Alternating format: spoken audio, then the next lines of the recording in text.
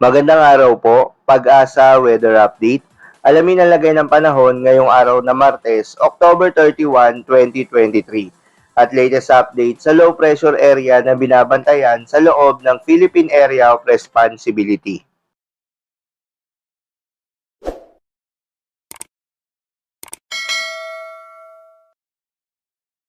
Sa kasalukuyan nga ay nakikita natin itong shear line. Ito ay kasalukuyang nakakaapekto sa may silangang bahagi ng Southern Luzon at silangang bahagi rin ng Visayas.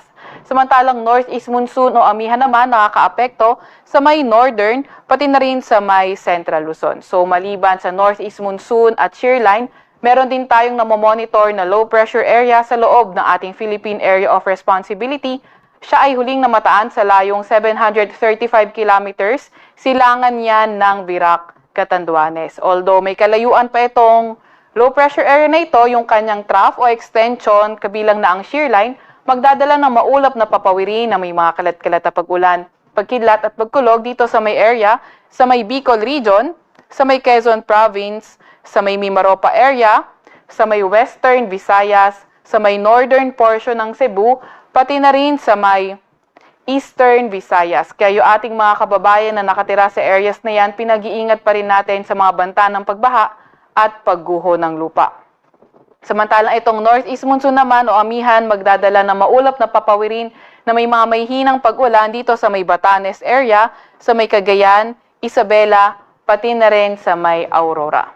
Better weather condition yung inaasahan natin dito sa area naman ng Ilocos Region, sa may Cordillera Administrative Region, nalalabing bahagi ng Cagayan Valley at nalalabing bahagi ng Central Luzon kung saan asahan natin yung chances na isolated na light rains.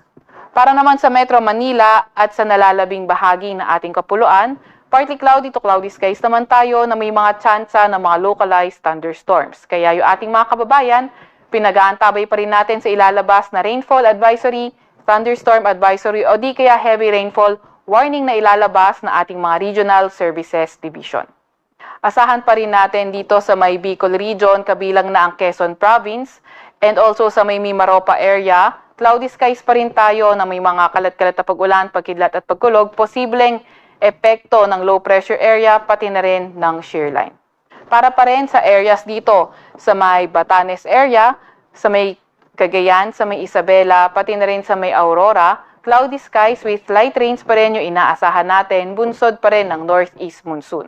Better weather condition pa rin dito sa areas ng Ilocos Region, sa may Cordillera Administrative Region, sa may nalalabing bahagi ng Cagayan Valley at nalalabing bahagi ng Central Luzon kung saan may mga tsansa lamang ng mga isolated na may hinang pag-ulan.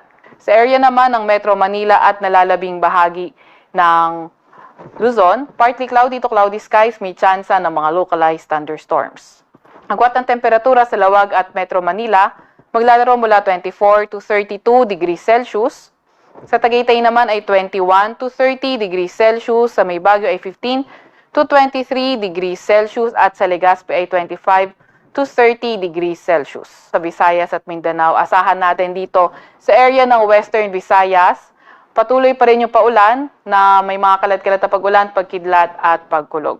So dito sa nalalabing bahagi ng Visayas, so better weather na yung inaasahan natin kung saan may mga tsansa na mga localized thunderstorm. Ganon din naman sa Mindanao area. So kapag may mga thunderstorm, asahan natin yung moderate to heavy rains, may mga kidlat at malalakas na hangin, posibleng tumagal within 2 hours to 3 hours. So pagkatapos nun ay posible nang gumanda yung panahon.